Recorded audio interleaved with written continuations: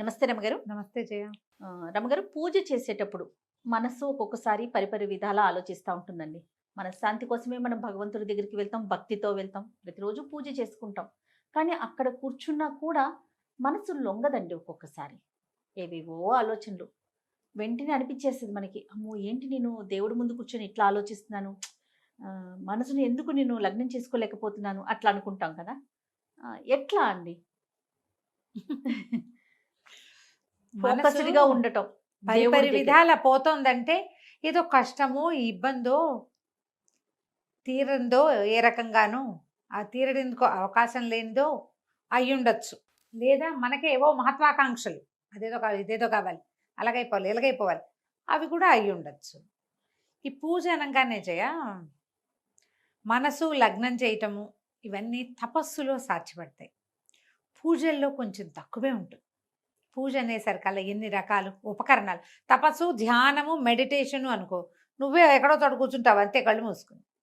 పూజ అనంగానే దీపం కావాలి, ఒత్తులు కావాలి, నూనె కావాలి, పువ్వులు కావాలి, అక్షతలు కావాలి, దేవతా మంత్రం శుభ్రాలు, అవునా? అవును. మళ్ళీ పండో ఫలవో పాలో ఏదో నివేదన, శుభ్రం, ధూపం, హారతి, కర్పూరం, తాంబూలం, ఎన్ని రకాలు. ఇన్ని వస్తు సంచయమే చాలా ఉంది కదా, అవి ఇవి తెచ్చి పెట్టుకోవటం. అవునవును. ఇవన్నీ తెచ్చి దగ్గర పెట్టుకున్నాక ఒక్కొక్కటి వినియోగం చేయాలి కదా, ఈ వస్తువులన్నీ వినియోగం చేయాలి. ఈ ఈ క్రమంలో బుద్ధి పరిపరి విధాల పోవటం లోక సహజమైన సంగతి. అదేమిటో మనకే పోతుందని మనం అనుకోకూడదు. అన్నీ పెట్టుకున్నాక అయ్యో కర్పూరం మర్చిపోయాను అని లేచి వెళ్తాం. ఈ 4 వచ్చాక పొయ్యి మీద పాలు గిన్నె వదిలేసామో, లేకపోతే ఇంకోటో గుర్తొస్తాయి. పిల్లాడు ఏడుస్తాడు, ఎవరో పిలుస్తారు, ఫోన్ వస్తుంది, కాలింగ్ వెళ్ళిపోతుంది, మనిషి వస్తారు. ఇన్ని రకాలు ఉన్నప్పుడు డైవర్షన్స్ సహజమైన సంగతే కదా. అయితే ఇంకా మనం ఏదైనా స్తోత్రం చదువుతున్నప్పుడు కూడా మనకి డైవర్షన్ వస్తుంది. ఒక్కోసారి అన్నీ ఏర్పరచుకుని కూర్చున్నాక ఆవలింతలు వస్తాయి. ఏదైనా చదువుతూ ఉంటే ఆవలింతలు రావు, వస్తాయి. పూజ మధ్యలో ఆవలింతలు వస్తాయి. ఏవేవో ఆలోచనలు వస్తుంటాయి. ఇక్కడ ఇట్లా చేస్తూనే ఉంటాం అని ఎక్కడో బ్రెయిన్ వెళ్తూ ఉంటుంది. అంత పెద్ద తప్పు కాదు చేయాలి, ఒక మాదిరిగా తప్పు అంతే. దీనికి పద్ధతి ఏం చెప్తారంటే, దీపారాధన చేయండి మొదట. వీళ్ళు జనం ఏం చేస్తారంటే మొత్తం సామాగ్రి అక్కడ చేర్చుకుని స్తోత్రాలన్నీ చదువుకుని దీపాలు పెడతారు. విధానం ఏమిటంటే, మీరు శుభ్రం చేసుకోవటము అన్నీ చేస్తారా, మిగిలిన వస్తువులు ఉన్నా లేకపోయినా తోలుత దీపం పెట్టేయండి. వంట చేసుకుంటూ స్తోత్రాలు చేసుకుని పూజ దగ్గరకు వస్తారు కొంతమంది, నేను కూడా చేస్తా అదే పని. దీపం పెట్టి స్తోత్రం చేయండి. దీపారాధన చేసిన తర్వాత చేస్తే మీకు 70% శ్రద్ధ ఉన్నట్టే. అమెండ్మెంట్ అనుకోవద్దు, దీన్ని సహజంగానే చెప్పబడింది. మన మహాభారతంలో భీష్ముల వారు ధర్మరాజుకు ఉపదేశించిన వాటిలలో ఇది కూడా ఒక ధర్మంగా ఉంది. దీపం మొదట, ఒత్తులు దేంట్లో ఇది వేసేసి ఒత్తులు వేయకుండా మొదట నెయ్యో నూనె మీరు దేంతో చేస్తున్నారో దీపారాధన కుందిలో నూనె నెయ్యితోటి నింపి ఆ పైన ఒత్తులు వేసి, రెండు వేస్తారా, 3 ఒత్తులు కలిపి ఒక ఒత్తిగా వేసుకుంటారా, ఒక ఆవొత్తి, ఒక నుంచునే ఒత్తి, ఒక పువ్వొత్తి, ఒక కాడవత్తి వేస్తారా. అవన్నీ మీ ఇళ్లలో ఉండే విధానాలు మీకు అలవాటైనవి. లోక సహజంగా చెప్పబడింది సాధ్యం త్రివర్తి సంయుక్తం అని. సాధ్యం అంటే నెయ్యి పోసి మొదట దాని మీద త్రివర్తి 3 ఒత్తులు, బ్రహ్మ విష్ణు మహేశ్వరులకి ప్రతీకలు అనమాట. 3 ఒత్తులు కలిపి వేసి, ఒక్కొక్క ఇంట్లో 2 జ్యోతులు ఉండాలని లెక్క. మా వాళ్ళకి 2 జ్యోతులు ఉండాలి. అందుకని నేను 2 ఒత్తులేమో అడ్డంగాను, ఒక ఒత్తి నిలువుగాను వేస్తాను. ఎవరి పద్ధతులు వాళ్ళవి. మీ ఇళ్లలో ఏది ఉంటే అది. దీపం పెట్టి ఆమెన మీరు అన్ని వస్తువులు జాగ్రత్తగా ఏర్పరచుకోండి. వంట చేసుకోండి, వంట చేస్తూ స్తోత్రం చదువుకోండి. దేవుడి దగ్గర కూర్చున్నాక మీ మనసు పరిపరి విధాల పోతూ ఉంటుంది. మధ్య మధ్యలో మనసుని కొంచెం మందలించి ఇందులోకి తీసుకురండి. స్తోత్రం ఆపేసి ఆలోచిస్తే వేరే కథ. స్తోత్రం నడుస్తూ ఉండి ఆలోచిస్తున్నప్పుడు పర్వాలేదు, కొంచెం ఆవలింతలు వస్తే చెవి ముట్టుకోండి. కుడి చెవిలోనట దేవతలందరూ కొలువై ఉంటారని ఆవలింతలు వస్తే ఈ చెవి ముట్టుకుంటే ఆ దోషం పోతుందని చెప్తారు. కుడి చెవి ముట్టుకోవాలి. ముట్టుకుంటే ఆ దోషం పోతుంది అని చెప్తారు. ఆవులిచ్చి ఎంతసేపు కుడి చెవి ముట్టుకోమని కాదు, తప్పి తగిలి వస్తే, అదే కదా. తప్పి తగిలి వస్తే.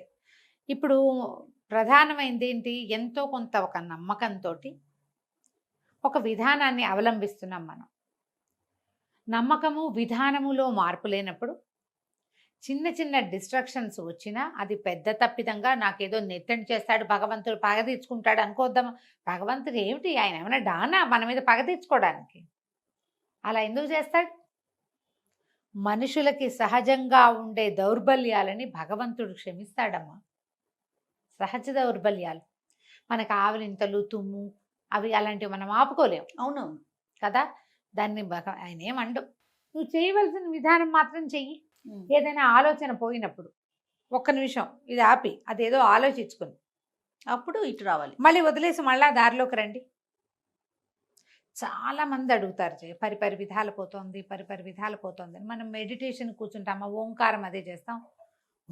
ఓంకారంగా పోతుంటుంది, ఐడియాలుగా పోతూ ఉంటాయి, వెళ్ళిపోతూ ఉంటాయి.